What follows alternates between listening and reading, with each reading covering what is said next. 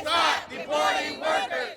Labor leaders held a rally today in front of the federal courthouse downtown to condemn the raid at Buona Forchetta last week. And a wave of terror has been unleashed by this administration. They say what happened in South Park is reminiscent of a dictatorship. Lorena Gonzalez, president of the California Federation of Labor Unions, says the raid was a scare tactic meant to intimidate workers. They told us it was about criminals and making America safer. Now, those of us who have worked in the immigrant community for years knew that was bullshit.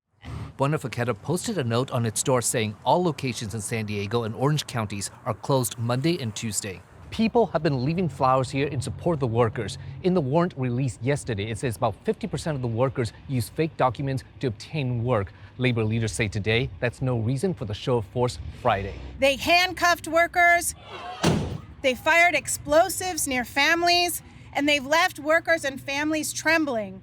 This is what happens when politicians treat human beings as if they're targets. According to the warrant, Homeland Security received the initial tip in November 2020 about workers using fraudulent green cards. A follow-up tip came at the end of January this year. A DHS investigation in February showed that 19 workers submitted fraudulent green cards. That led to the raid Friday, resulting in the arrest of 4 workers. They sent masked, armed troops into a neighborhood with high-grade military weapons for fake papers. That is absolute and utter bullshit. San Diego Council member Ilo Rivera had called ICE agents terrorists, and the raid state-sponsored terrorism on his Instagram account. That grabbed the attention of Stephen Miller, the White House Deputy Chief of Staff. Ilo Rivera was unapologetic. Stephen Miller and Donald Trump, just like any bully, they don't like to be called out. And so when they get called out, they try to intimidate again.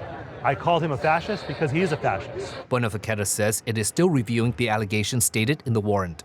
Alexander Nguyen, KPBS News.